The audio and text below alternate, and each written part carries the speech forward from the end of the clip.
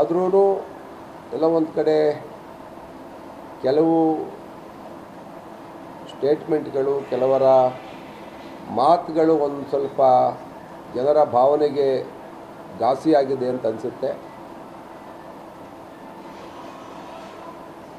ಜಮೀರ್ರವರ ಸ್ಟೇಟ್ಮೆಂಟಿಂದ ಒಂದಷ್ಟು ಲಾಭ ಆದರೆ ಒಂದಷ್ಟು ನಷ್ಟವೂ ಕೂಡ ಆಗಿದೆ. ಮುಸ್ಲಿಂ ಮತಗಳ ಕ್ರೋಢೀಕರಣ ಒಂದು ಕಡೆ ಆಗೋ ಪ್ರಯತ್ನದಲ್ಲಿದ್ದಾಗ, ಇನ್ನೊಂದು ಕಡೆ ಅವರ ಮಾತಿನ ಆಘಾತ ಇನ್ನೊಂದು ಸಮುದಾಯಕ್ಕೆ ಬರಬೇಕಾದಂಥ ನನ್ನ ಮತಗಳು ಬರಲಿ ಒಂದು ಸಂಖ್ಯೆ ಕಡಿಮೆ ಆಯಿತು ಅಂತ ಅನಿಸುತ್ತೆ. ಅದು ಒಂದು ಮಾಧ್ಯಮಗಳು ಭಾಳ ದೊಡ್ಡದಾಗಿ ಬಿತ್ತರ ಮಾಡಿ ಅದನ್ನೇ ಸುದ್ದಿ ಮಾಡೋದ್ರಿಂದ ನನಗೆ ಸ್ವಲ್ಪ ಅದರಿಂದ ಆಘಾತ ಆಗಿದೆ ಅಂತ ಇತ್ತೀಚಿನ ನಾನು ನಿನ್ನೆಯಿಂದ ಮಾಡಿದಂಥ ನಮ್ಮ ಮುಖಂಡರ ಕರೆದು ಚರ್ಚೆ ಮಾಡಿದಾಗ ಬಂದಂಥ ಸತ್ಯದಲ್ಲಿ ಅವ್ರ ಮಾತುಕತೆಗಳಲ್ಲಿ JDSನ ಮುಖಂಡರು ನನಗೆ ಮತ ಹಾಕಬೇಕು ಅಂತಿದ್ದರೂ ಕೂಡ ಈ ಒಂದೆರಡು ಘಟನೆಗಳು, ಒಂದೆರಡು ಸ್ಟೇಟ್ಮೆಂಟ್ಗಳು ಅವರು ವಾಪಸ್ ಅವ್ರ ಪಕ್ಷಕ್ಕೆ ಹೋದರು, ನಮಗೆ ಮತ ಹಾಕಲಿಲ್ಲ ಅನ್ನೋ ಮಾತು ಕೂಡ ಚರ್ಚೆ ಬರ್ತಾಯಿದೆ. ನಿರಾಶಾದಾಯಕವಾದಂಥ ವಿಷಯ ಏನಲ್ಲ. ಒಟ್ಟಾರೆ ಚುನಾವಣೆ ಸಮಬಲ ಇದೆ, ಯಾರೇ ಗೆದ್ದರೂ ಕೂದಳೆಯ ಅಂತರದಲ್ಲಿ ಗೆಲ್ಬೋದು ಅನಿಸುತ್ತೆ. ಆದರೆ ಒಂದು ಉತ್ತಮವಾದಂಥ ಹೋರಾಟವನ್ನು ಕೊಟ್ಟಿದ್ದೀವಿ ಅನ್ನೋ ಒಂದು ಆತ್ಮವಿಶ್ವಾಸ ಇದೆ.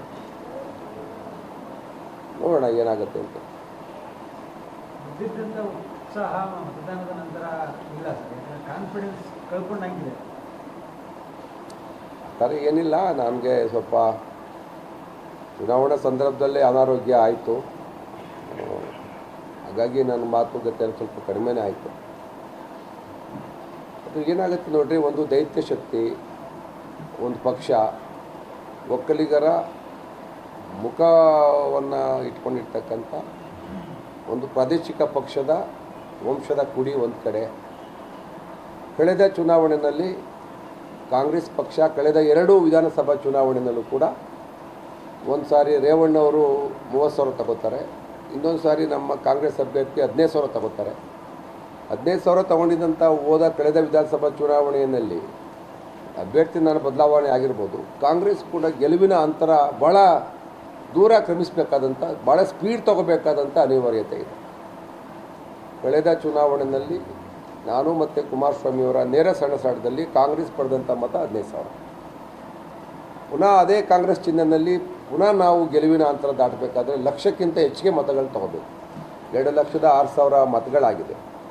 1 ಲಕ್ಷಕ್ಕಿಂತ ಹೆಚ್ಚಿಗೆ ಮತಗಳು ತಗೊಂಡ್ರೆ ಗೆಲ್ಲೋದಕ್ಕೆ ಸಾಧ್ಯ ಆಗುತ್ತೆ. 110, 120 ಈ ರೀತಿ ಮತ ತಗೋಬೇಕು.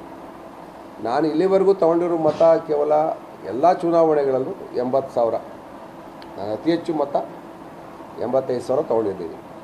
85,000 ನನಗೆ ಕ್ರೋಢೀಕೃತ ಮತಗಳು ಎಲ್ಲ ಚುನಾವಣೆಗಳಲ್ಲೂ. ಕಳೆದ ಚುನಾವಣೆಯಲ್ಲಿ ನಾನು ತೊಗೊಂಡಿದ್ದು 85,000. ಅದು ಈ ಚಿಹ್ನೆ ಬದಲಾವಣೆ ಆಗಿದೆ. NDA ಏನಿಲ್ಲ, ನಾನು ಇವಾಗ ಕಾಂಗ್ರೆಸ್ನ ಏಕೈಕ ಅಭ್ಯರ್ಥಿಯಾಗಿದ್ದೀನಿ. ಅವು 2 ಪಕ್ಷಗಳು ಸೇರಿಕೊಂಡಿದೆ.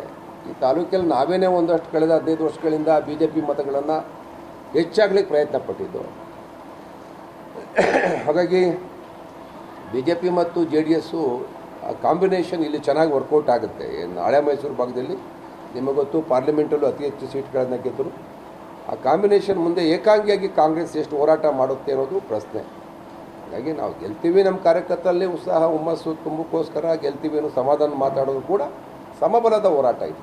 ನಾನೇನು ಸೋಲು ಒಪ್ಕೊಬಿಟ್ಟೆ ಅಂತ ನೀವು ಯಾರು ಬಿಂಬಿಸಬೇಡಿ. ಸಮಬಲದ ಹೋರಾಟ ಇದೆ. ಯಾರಿಗೆದ್ರೂ ಫೋಟೋ ಫಿನಿಶ್ ಅಂತೀವಲ್ಲ, ಆ ಥರ ಚುನಾವಣೆಯಲ್ಲಿ ಆಗ್ಬೋದು.